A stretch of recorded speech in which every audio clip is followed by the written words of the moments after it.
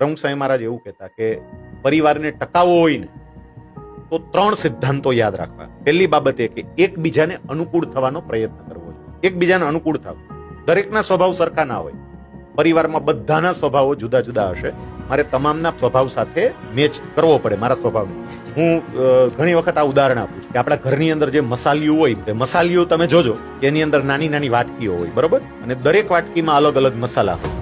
એકમાં લાલ મરચું હોય તો એ તીખું હોય, ખાંડ હોય તો એ ગળી હોય, એકમાં મેથી હોય તો એ કડવી હોય, એકમાં હળદર હોય તો એ તુરી હોય, એકમાં મીઠું હોય તો એ ખારું હોય. બધાયના અલગ સ્વભાવ હશે, પણ એ બધું તમે ભેગું કરો ને તો જ શાક મસ્ત બને. જરૂર બધા નહીં પડે. એમ પરિવારમાં કોક મેથી જેવું કડવું હોય, કોક ખાંડ જેવું ગળ્યું હોય, કોક મીઠા જેવું ખારું હોય, કોઈ મરચા જેવું તીખું હોય. એ બધાના સ્વભાવ આરે મારે મારા સ્વભાવને એડજસ્ટ કરવો પડે. એટલે એકબીજાને અનુકૂળ થવાનો પ્રયત્ન કરો. પ્રમુખ સ્વામી મહારાજ બીજો એક ઉપાય બહુ સરસ બતાવે છે. એવું કહે છે કે સહન કરતા શીખો. પરિવાર છે, થોડુંક તો સહન કરવું પડે.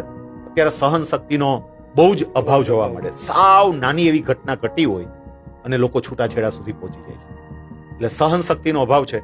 તો પરિવાર માટે થોડું સહન કરતા શીખીએ. અને ત્રીજી વાત કે જતું કરતા શીખો, માફ કરતા શીખો, તો તમારો પરિવાર ટકે.